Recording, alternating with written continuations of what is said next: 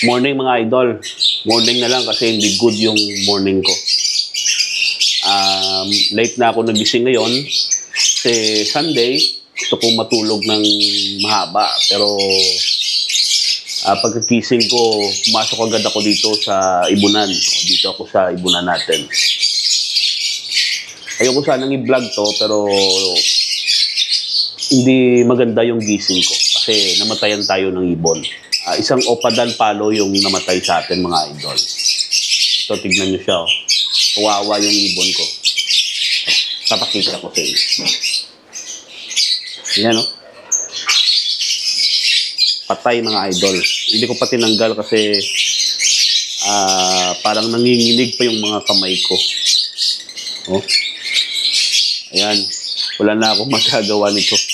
Hindi ko alam kung anong nangyari pero tingin ko sa init kagabi. Nesting na ito mga idol. Oh.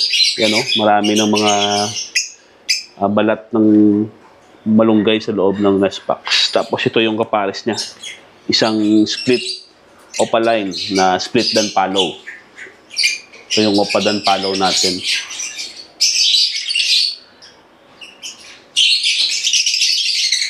Alam niyo naman siguro yung price range ng danpalo ngayon, ng Opa danpalo. Noon, pumapalo yan 200k pataas. Ngayon, ngayon ang price range ng 35k to 60k. Depende sa quality ng ibon. Yan. Goodbye, 35 to 60k. Pero hindi lang yan sa pera-pera mga idol. Yung time na ginugol natin dito, yung pagpapakondisyon natin at yung mindset natin na mabibreed natin ito, hindi nangyari mga idol. Dahil nga, yan, biglang namatay yung ating future breeder. Pero okay lang yan kasi meron pa naman tayo dito ng isang danpalo yan. Oh.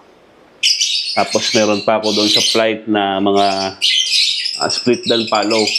Sana makabawi tayo sa kanila. Ganun talaga yung buhay. Wala tayong magagawa.